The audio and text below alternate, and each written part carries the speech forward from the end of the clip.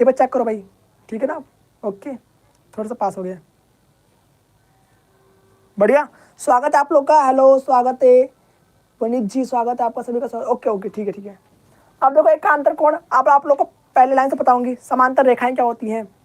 बता रखा है मैंने आप लोग को, समांतर रेखाएं कहीं प्रतिच्छेद नहीं करती हैं।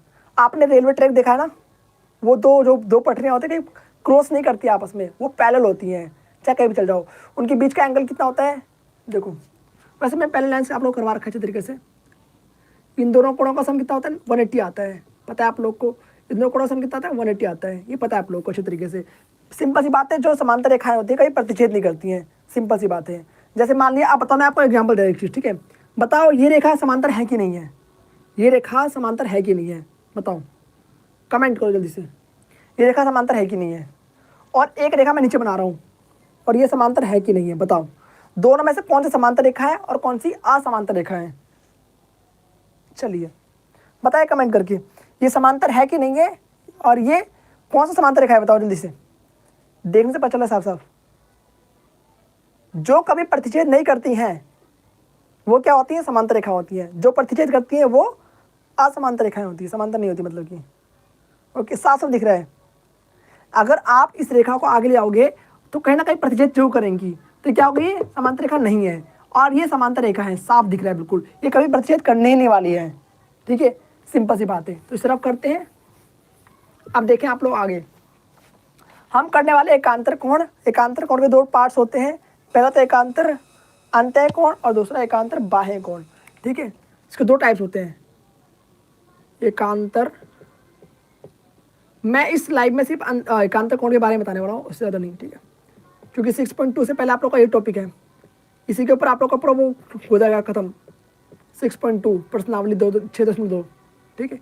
एकांतर बाह्य कोण, भाई बहुत शोर आ रहा है ना, लोग भोपू बजा रहे हैं यार दशहरे का भाई, बढ़िया यार, मैं यहाँ पर लाइव क्लास ले रहा हूँ।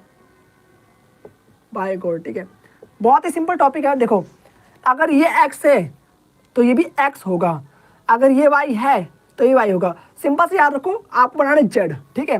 z बनाया आपने, ये वाला एंगल इसके बराबर होगा, और जो यहाँ पर एंगल बनेगा वो इसके बराबर होगा, ठीक है, समझ जाओ। z से आप लोग को याद रखना है, z बन रहा है यहाँ पर, देखो z बन रहा है, नहीं बन रहा, ये बन रहा है ना z, इस तरीके से करके। तो जो ये वाला एंगल है आपका वो इसके बराबर होगा, अल्टरनेट एंगल बराबर होते हैं। अगर ये x है तो ये भी x हो गया, अगर ये y है तो ये भी y हो गया। अब बाहर की बात करते हैं, जो अंदर, ये अंदर घर के अंदर ना, देखो दो लाइन है यहाँ पर, इसके अंदर है तो इसे अंतः कोण कहेंगे, एकांतर अंतः कोण। और जो बाहर के कोण है उसे बाह्य कोण कहेंगे। अब बाहर के कोण कौन से कोण बराबर रहेंगे, ये वाला एंगल जो है ये इसके बराबर होता है। सपोज आपने इसको P मान लिया तो ये भी P हो गया, आपने इसको Q मान लिया तो ये भी Q हो गया, ओके। और ये कोण कहाँ पर है, लाइन के बाहर है, ये लाइन है, ठीक है। एक तो लाइन के अंदर, जो अंदर बन रहा है उसे कहेंगे एकांतर अंतः कोण, जो बाहर बन रहा है घर के बाहर, ठीक है, उसे कहेंगे बाह्य कोण। यहाँ पर लाइन के बाहर है, घर के बाहर नहीं है, ठीक है। चलिए ये हो चुका है, बस इतना था। एकांतर अंतः कोण कौन सा होगा, लिख देता हूँ थोड़ी डिटेल में। अंतः कोण कौन सा होगा, देखो एंगल x बराबर जो है वो एंगल x के होगा, मतलब ये रहा। एंगल y के बराबर होगा, सिंपल सी बात है। अगर ये 80 होगा तो ये भी 80 आने वाला है, ठीक है। अगर ये 80 है तो ये भी 80 होगा। अगर ये 90 है, अगर ये 100 डिग्री है तो ये भी 100 डिग्री होने वाला है, याद रखें इस चीज़ को। अगर ये 40 तो ये भी 40 होगा, इस तरीके से, ठीक है। इसे कहते हैं एकांतर कोण। अंतः बाह्य कौन सा हो गया, अंदर वाले को एक अंतः कोण कहेंगे, बाहर वाले को बाह्य कोण। सिंपल से इतना था। आप करवाने वाला आप लोग को इसके ऊपर क्वेश्चंस, ठीक है, इतना उतार लो आप लोग जल्दी से फटाफट से। इसके बाद कराएंगे क्वेश्चंस इसके ऊपर, ठीक है। चलिए फटाफट से उतार लें आप लोग,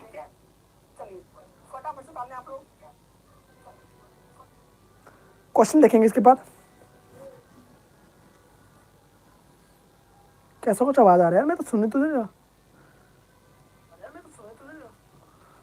हेलो हेलो, शोर आ रहा होगा शायद, हेलो हेलो। वैसे माइक में यूज कर रहा हूँ तो थोड़ा कम शोर सुनाई दे रहा होगा आप लोग को। मेरे कान में काफी शोर आ रहा है वैसे भोपू का। चलो कोई बात नहीं, बढ़िया है। फटाफट से आप लोग उतार लो जरा भाई, एंड कोई डाउट लगे तो आप बता सकते हैं। ये टॉपिक क्लियर हो चुका होगा आप लोग को। अब मैं इसके ऊपर एग्जाम्पल करवाने वाला हूँ, क्वेश्चन आते कैसे हैं, ठीक है। कुछ 2-4 क्वेश्चन करवाऊंगा आप लोग को, क्वेश्चन आते कैसे हैं वो सब चीज़ें। जय श्री राम। आज